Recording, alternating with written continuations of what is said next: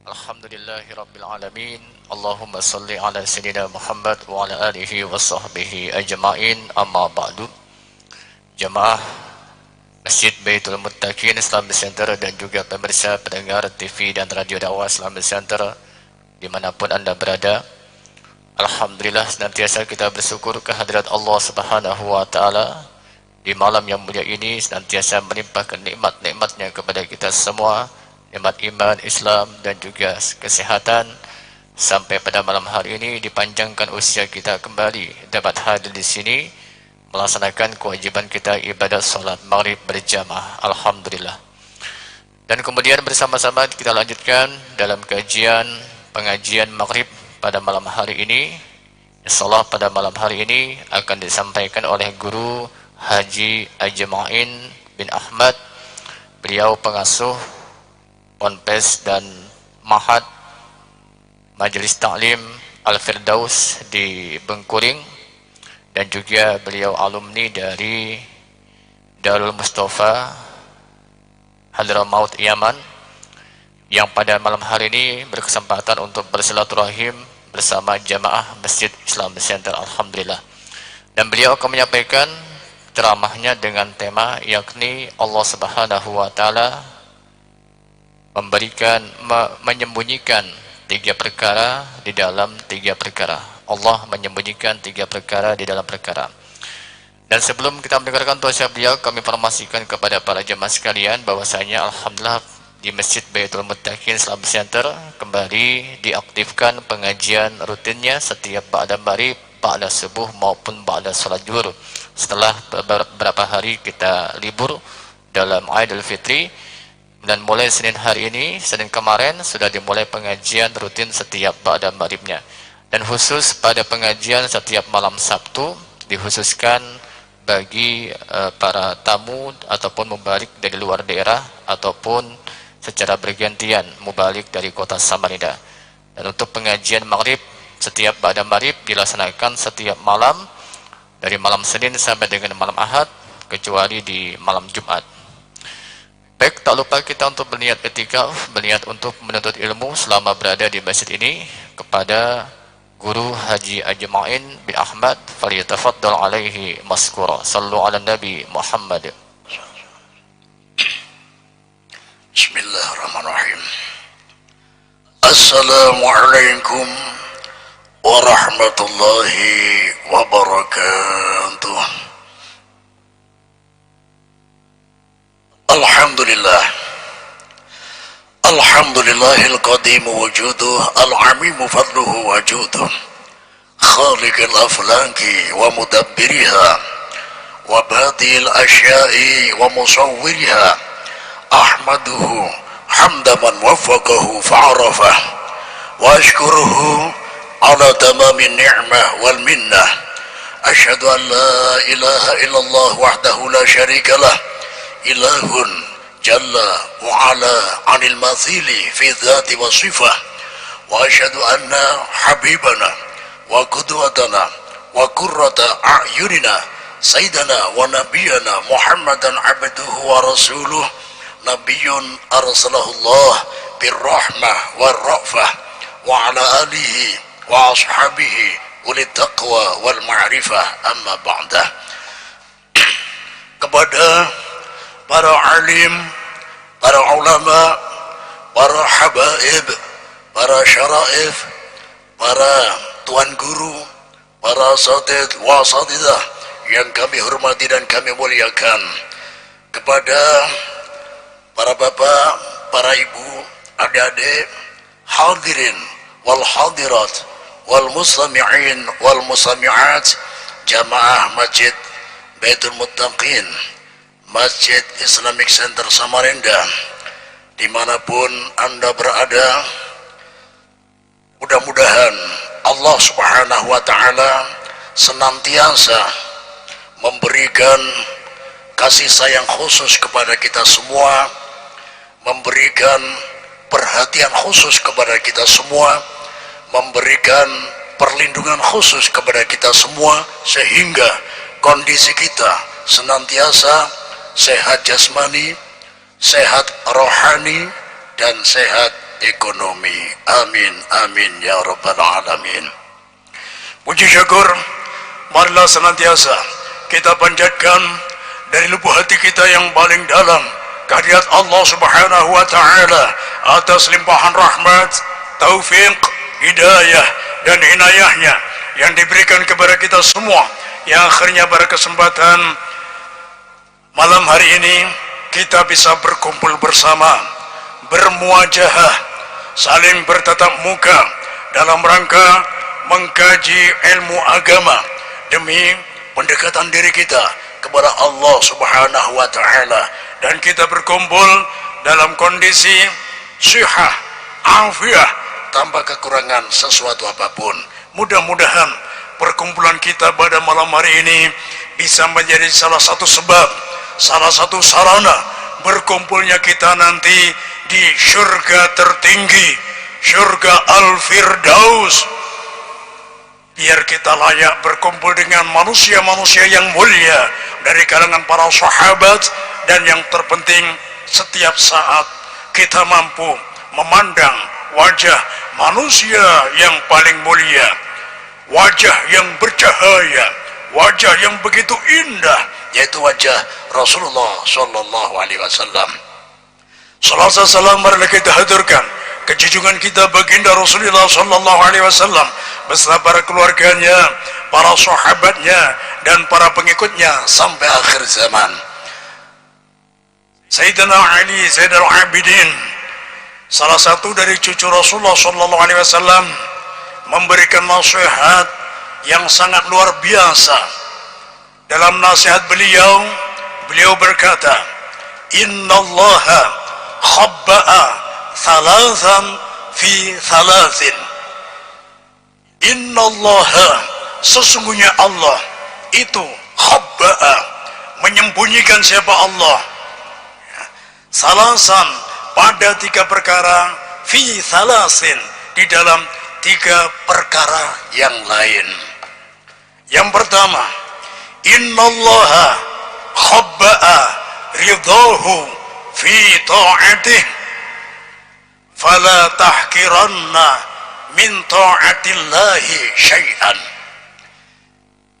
Innallaha, sesungguhnya Allah itu khabba'a, menyembunyikan siapa Allah, ridahu, pada keriduannya, keriduan Allah Subhanahu wa taala, fi ta'atih, di dalam segala macam bentuk ketaatan kepada Allah Subhanahu wa taala. Fala tahkiranna, maka jangan sekali-kali meremehkan, menganggap enteng, menganggap ringan, menganggap remeh, min ta'atillahi, dari ketaatan kepada Allah, syai'an, sedikit pun. Di sini Imam Ali Zainal Abidin mengingatkan kepada kita bahwa ridha Allah disembunyikan di segala macam bentuk ketaatan kepadanya. Tidak hanya bentuk ketaatan yang besar, tapi juga ketaatan yang kecil, yang mana menurut kacamata manusia kadang banyak yang tertipu, banyak yang meremehkan. Ini hanya perkara kebaikan yang remeh, tapi kita lupa, sekalipun remeh, sekalipun kecil, kalau keridhaan Allah berada di ketaatan tersebut, maka bisa menghantarkan pelaku kebaikan yang dianggap manusia remeh tersebut, menghantarkan ke syurganya Allah, tempat kenikmatan-kenikmatan. Dalam hadis Imam Bukhari dan Muslim, Rasulullah SAW menceritakan salah satu cerita di zaman Bani Israel. Anna baghiyah min baghaya Bani Israel. Ada, mohon maaf, salah satu wanita penghibur di zaman Bani Israel. Wanita penghibur, pendosa besar di zaman Bani Israel. Suatu ketika sempat berjalan di padang Sahara, di padang pasir. Dia kehausan, karena terik matahari sangatlah cerah dan padang pasir tidak ada tumbuhan sama sekali. Dia kehausan, bahkan hampir terancam kematian karena kehausan. Akan tetapi seorang wanita penghibur ini melihat dari kejauhan di sana ada sebuah sumur. Maka dia berpikir, kalau aku kembali ke belakang belum tentu ada air, tapi di depan sudah nyata ada sumur, masih ada harapan, barangkali ada airnya. Maka wanita ini mendatangi sumur yang sangat jauh tersebut dengan susah payah. Ketika sampai ke sumur, alhamdulillah, melihat ke dalam sumur, ternyata ada airnya. Akan tetapi wanita penghibur ini sempat mengalami kondisi andilau, antara dilema dan galau. Nah, ini istilah kekanakan anum, ya, kekanakan halus. Kenapa andilau? Kenapa sempat dilema dan galau? Memang air ada di sumur, akan tetapi tidak ada ember, timba, atau wadah yang dipakai mengambil air ke dalam sumur tersebut. Nah, kebetulan wanita ini memakai khuf, sepatu yang terbuat dari kulit. Kalau dalam bab tayamum ini diterangkan secara detail ciri-ciri khuf. Walhasil bentuknya seperti sepatu boot tapi terbuat dari kulit semua, ya. Dan ini apabila diisi air tidak bocor. Maka disinilah sang wanita ini berusaha turun ke sumur. Kebetulan ada semacam tangga yang dibikin dari sekeliling sumur itu sendiri. Walhasil ada tangga untuk ke bawah.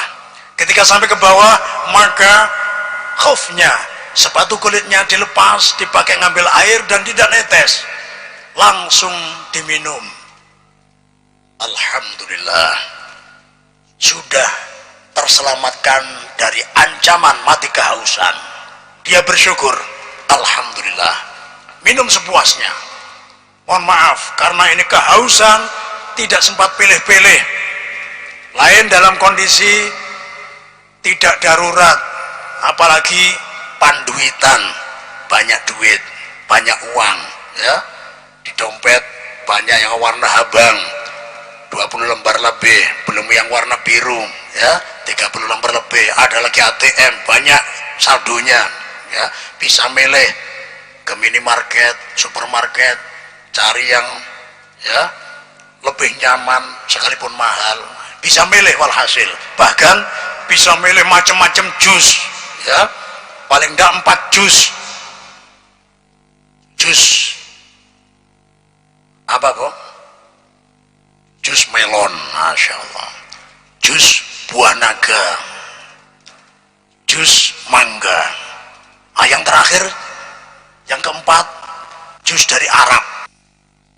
Jus apa, Pak? Jus al-fukat. Nah, itu jus dari Arab, ya, al-fukat. Jadi 4 jus bisa diminum. Ini kalau kita di tempat yang banyak orang jualan berbagai macam aneka minuman, ya. Masalahnya ini darurat, tidak sempat milih air bersih, bahkan mohon maaf, tidak sempat mencium khufnya, sepatu dari kulit, tidak sempat nyium, ya. Yang penting alhamdulillah terselamatkan dari ancaman mati kehausan. Akhirnya sudah segar, naik ke atas, sudah keluar dari mulut sumur, tiba-tiba ada seekor hewan yang menjulur-julurkan lidahnya. Mohon maaf, hewan apa? Nah, ya, kalbun, anjing, sedang kehausan. Maka sang wanita penghibur ini berpikir, karena anjing ini saking kehausannya hampir melemparkan dirinya ke dalam sumur. Akhirnya sempat ditahan, jangan sampai masuk. Wanita penghibur ini berpikir dia mau melemparkan dirinya ke dalam sumur karena tidak mampu mikir. Dia kehausan, ingin yang penting minum. Tapi kalau itu terjadi, anjing ini tidak bakal bisa naik. Makanya aku yang diberi akal oleh Allah mengalah, turun lagi. Nah, turun lagi dengan susah payah. Ketika turun, ngambil lagi pakai khufnya tadi, sepatu kulitnya. Penuh, dibawa naik ke atas, ndak netes, ndak bocor. Sampai di mulut sumur, ternyata anjingnya menunggu, ya. Diminumkanlah sampai segar, lumayan penuh kayak sepatu boot penuh, ya. Minum, terasa segar, langsung buka, ya.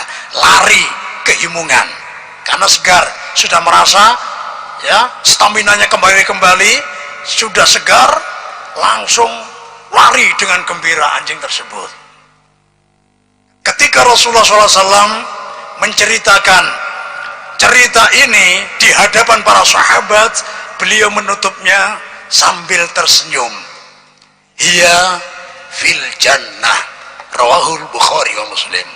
Wanita penghibur yang aku ceritakan tadi sekarang berada di surga. Bayangkan amal kebaikan terhadap sesuatu yang lebih hina dari manusia, yaitu hewan. Bahkan hewan yang paling hina dalam syariat kita dihukumi najis. Berbuat baik kepada seekor anjing, ini salah satu bentuk ketaatan, ya, dianggap remeh dalam kacamata manusia, tapi ternyata di situ terletak ridho Allah. Dosa wanita penghibur semuanya rontok, bersih, dan dia layak dimasukkan surga. Luar biasa, ya. Ini zaman Bani Israel. Kemudian ada juga kisah yang sangat menarik dari Hujjatul Islam Abu Hamid. Nama aslinya adalah Muhammad bin Muhammad Al-Ghazali. Luar biasa, ya. Nama Sidin Muhammad, Abah Sidin Muhammad, Kai Sidin Muhammad. Muhammad bin Muhammad Al-Ghazali. Disebut Abu Hamid karena putra pertama beliau bernama Hamid, ya. Abu Hamid, kalau di sini Abah Hamid. Nah, ini, ya, luar biasa. Apa keistimewaan beliau? Ternyata beliau ini seorang ulama, Hujjatul Islam, pembela agama Islam, meluruskan faham-faham akidah-akidah yang menyimpang waktu itu. Beliau pembelanya yang meluruskan. Beliau juga termasuk Sayyidul Musannifin, penghulu pengarang kitab, ya, luar biasa. Dari karangan beliau sangat banyak, ya, yang sering dikaji di pesantren. Bidayatul Hidayah, Al-Munqidh Minadh-Dhalam, dan yang sangat terkenal adalah kitab Ihya Ulumuddin. Itu beliau, Imam Ghazali. Imam Muhammad bin Muhammad Al-Ghazali disebut Abu Hamid. Ketika beliau wafat, maka salah satu santri beliau yang sudah menjadi ulama diberikan mimpi, ya, mimpi orang soleh, mimpi orang alim, ya, luar biasa. Dalam mimpi beliau bertemu sang guru, yaitu Imam Ghazali, berada dalam kondisi yang sangat gembira, sangat indah. Kenapa tidak? Karena beliau dimasukkan surga oleh Allah Subhanahu wa Ta'ala. Yang membuat unik adalah ketika muridnya bertanya, "Wahai Imam Ghazali, apa yang membuat Allah ridho pada Anda sehingga Anda dimasukkan ke surga? Apakah ibadah Anda yang begitu khusyuk seperti yang Anda ajarkan kepada murid-murid Anda termasuk saya waktu itu?" Lah, bukan. Apakah karangan kitab Anda yang sangat banyak dan manfaatnya luar biasa, hampir semua pesantren mengkaji kitab Anda, Apakah itu yang buat Allah ridho? Lah, bukan. Apakah karena tazkiyatun nufus? Beliau ini kitab-kitabnya banyak yang tazkiyah, membersihkan hati. Apakah karena itu hati Anda bersih dari berbagai macam penyakit hati dan Anda tuangkan dalam kitab, dimanfaatkan oleh para ulama, akhirnya ulama menjadi ulama khair, ulama yang baik, atau ulama akhirat? Luar biasa. Apakah itu? Nah, bukan. Bingung. Semua amal solehnya banyak disebutkan. Lantas apa, wahai imam? Apa sebab Allah memasukkan Anda ke surganya Allah sehingga kondisi Anda luar biasa bahagianya, luar biasa mulia? Ternyata sang guru bercerita, karanganku sangat banyak. Suatu ketika aku dihadapkan Allah juga di tanah demikian.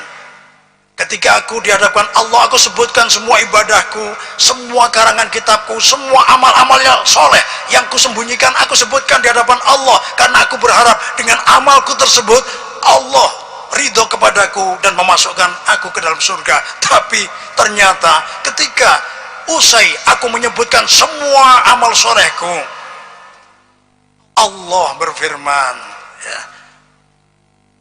aku tidak menerima semua amalmu Allah, kecuali satu. Ketika engkau mengarang kitab, dulu pakai tinta yang ujungnya ada mata pennya, dicelupkan di tinta celup, dituangkan di kertas. Jadi belum ngarang kitab, dicelupkan, nulis sampai habis, baru celup lagi, habis nyelup, otomatis di ujung tinta ini ada air tinta. Di saat mau nulis, tiba-tiba ada lalat kehausan. Lalat kehausan, kemudian hinggap di ujung pena beliau. Beliau berhenti sejenak. Beliau tidak egois, Jadi bukan merasa, wah aku ini ulama diganggu lalat, mungkin sebagian seperti itu. Ini penting untuk umat, mungkin kebanyakan mungkin langsung diusir, ganggu aja, ini kita penting untuk umat.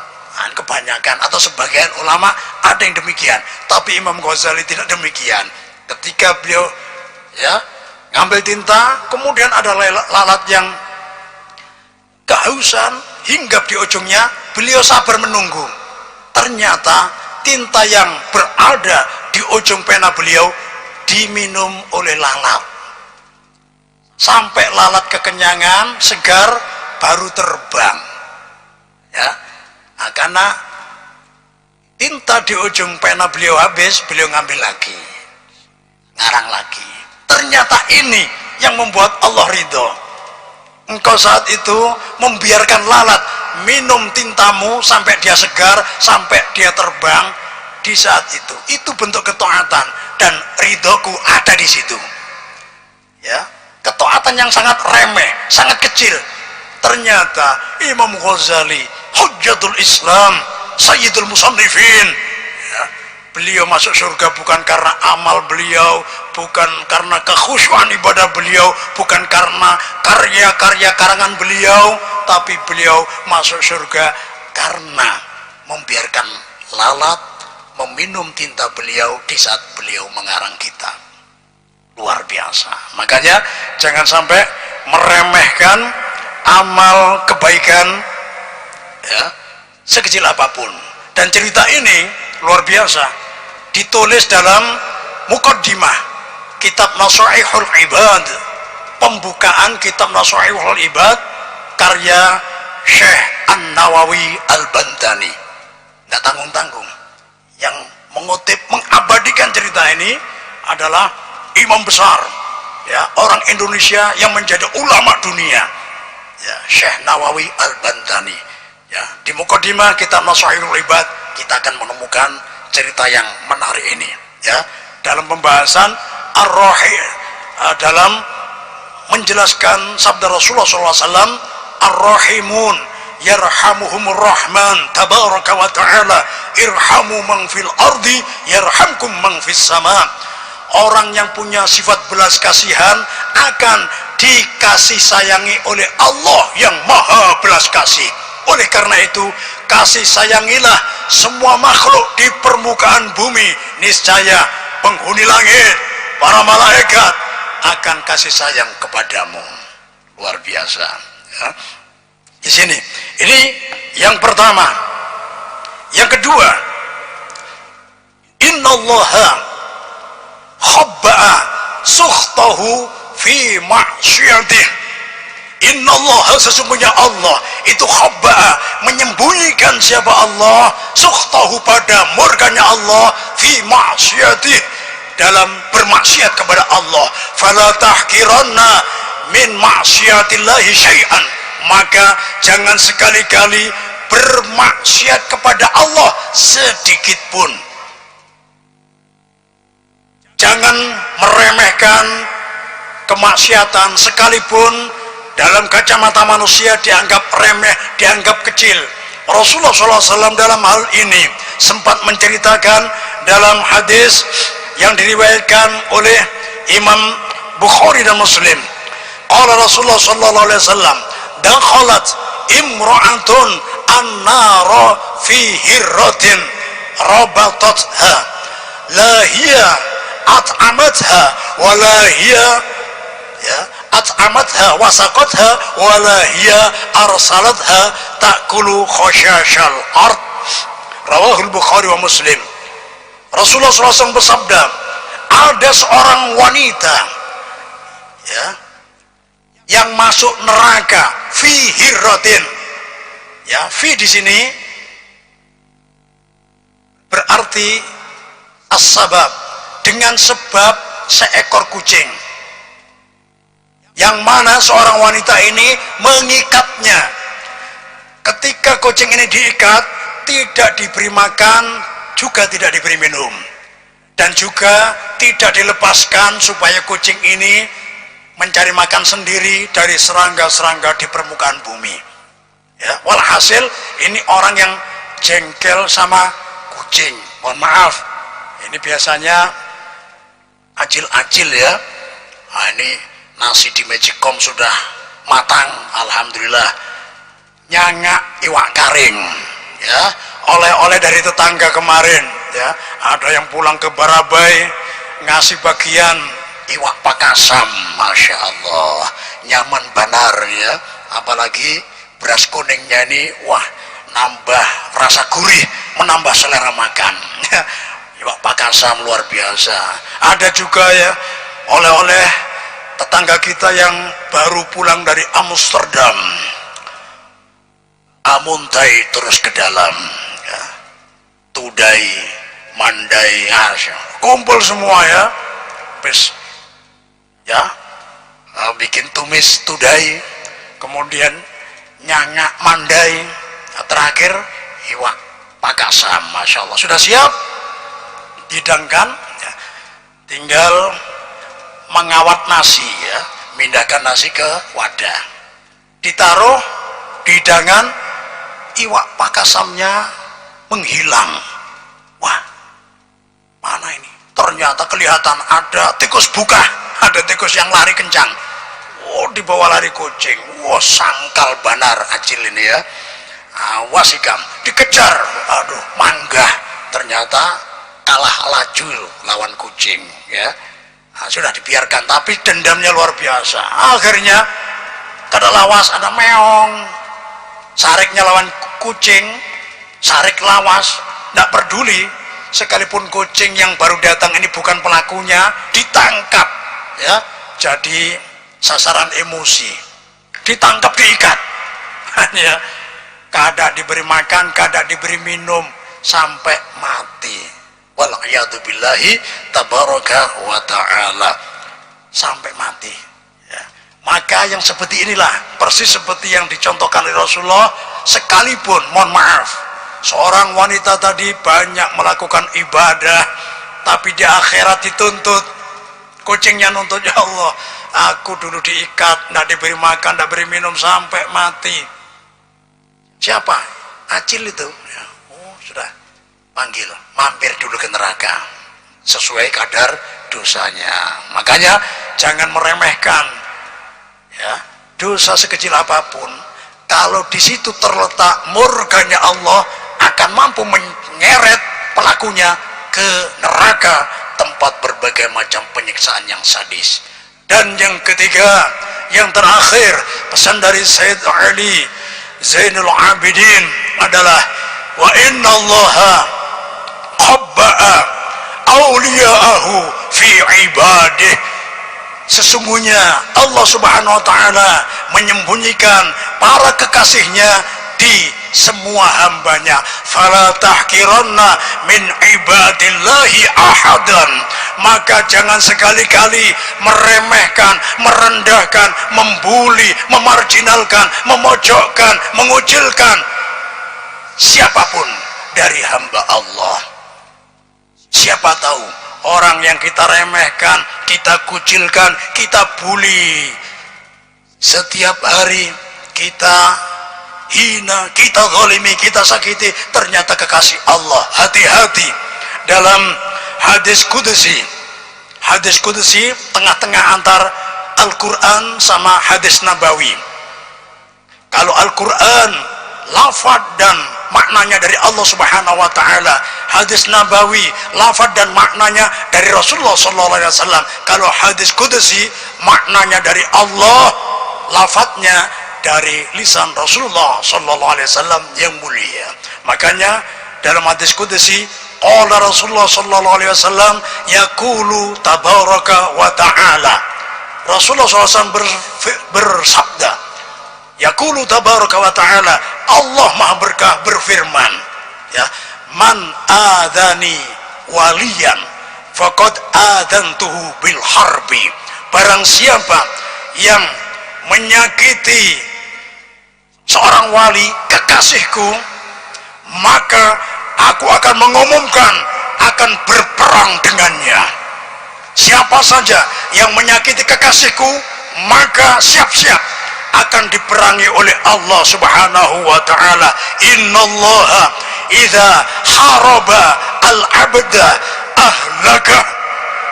Sesungguhnya Allah apabila memerangi seorang hamba, maka Allah akan membinasakan hamba tersebut. Siapa saja yang menyakiti kekasih Allah dengan jabatannya, dengan kekuatannya, dengan hartanya, dengan segala kemampuan yang dia punya, kalau yang dizalimi adalah kekasih Allah, ingat,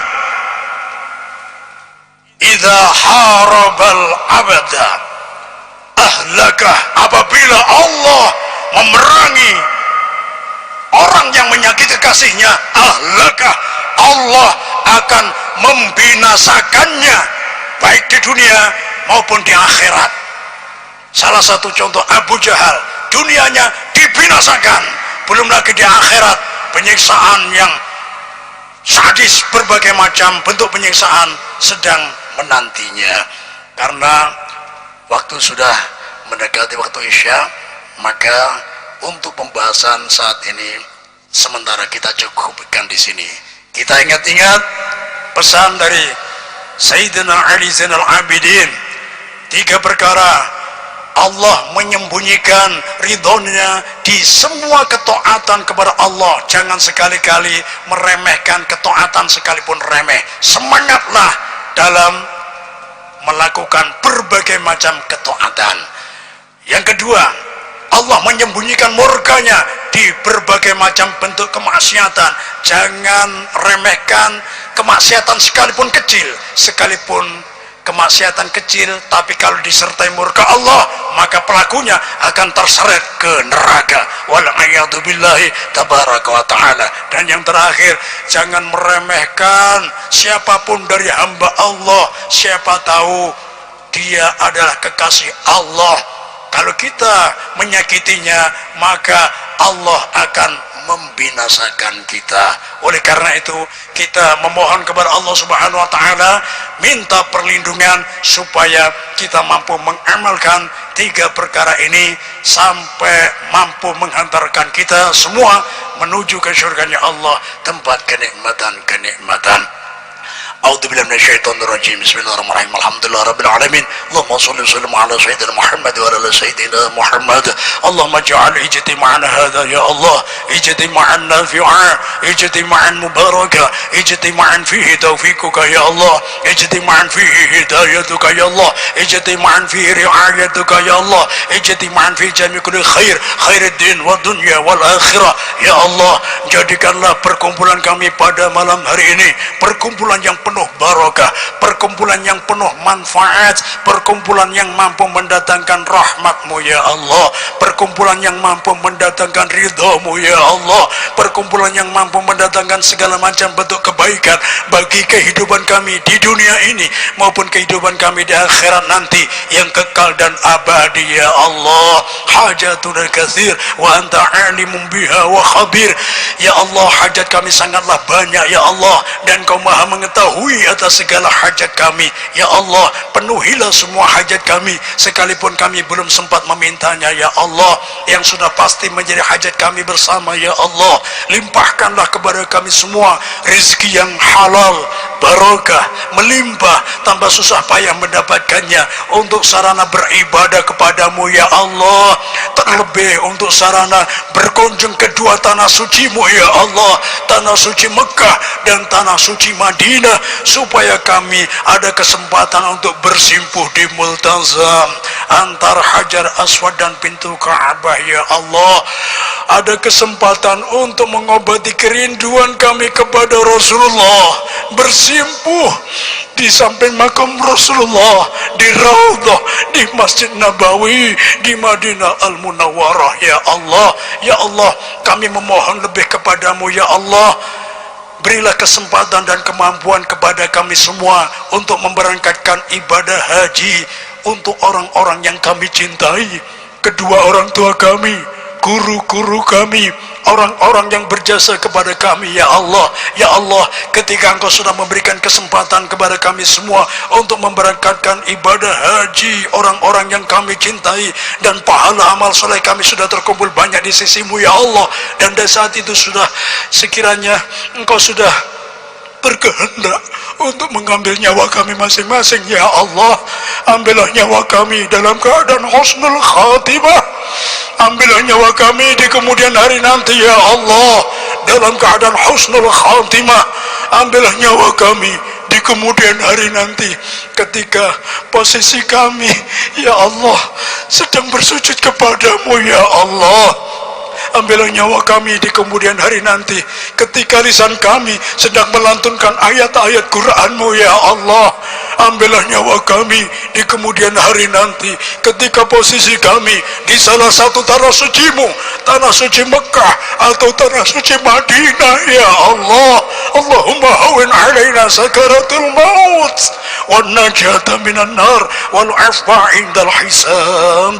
Rabbana atina fid dunya hasanah wa fil akhirati hasanah wa qina adzaban nar. Wa sallallahu ala sayyidina Muhammadin nabiyil ummi wa alihi washabbihi baraka sallam. Subhana rabbika rabbil izzati amma yasifun wa salamun alal mursalin walhamdulillahi rabbil alamin. Al-Fatihah. Terima kasih atas segala perhatian dan mohon maaf apabila ada kekurangan. Ihdinas siratal mustaqim. Assalamualaikum warahmatullahi wabarakatuh.